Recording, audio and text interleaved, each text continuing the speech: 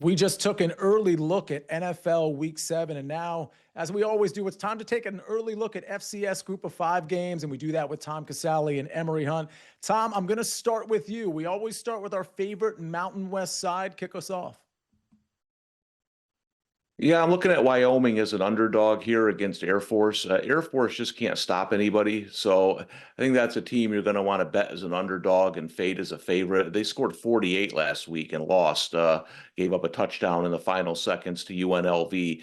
The Wyoming's a team that's starting to turn the corner a little bit. Nice win at home against San Jose State. I just think all these Air Force games are going to go down in the fourth quarter. It's going to be last team who has the ball. So 5 points. I lean Wyoming here with some value.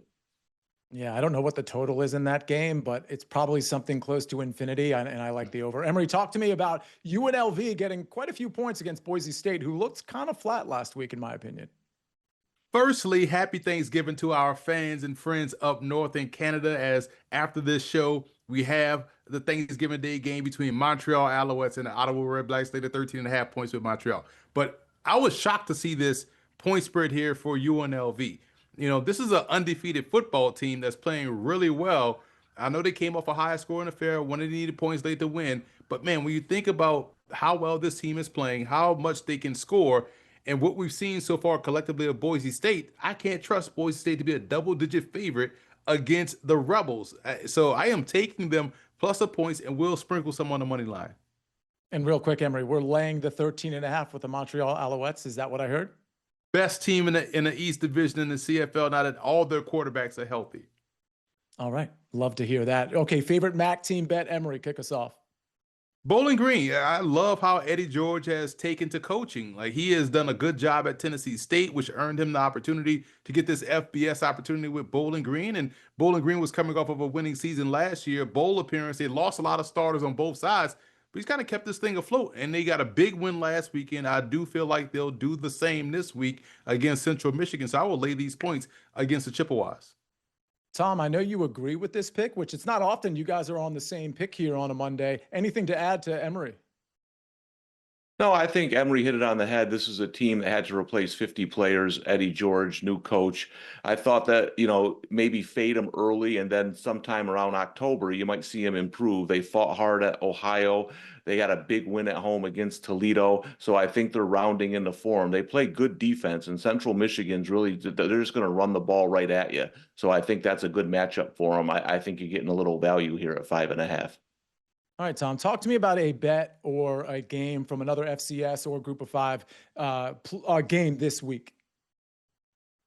Yeah, listen, anytime you're going to get teams like Army around 10-point underdogs, I'm going to look at them just because they're going to limit possessions. They're going to stay in games most of the time.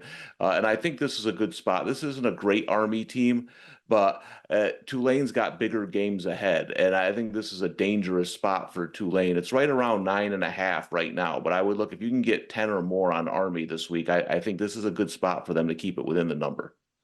All right. And Emory, we're looking at Delaware.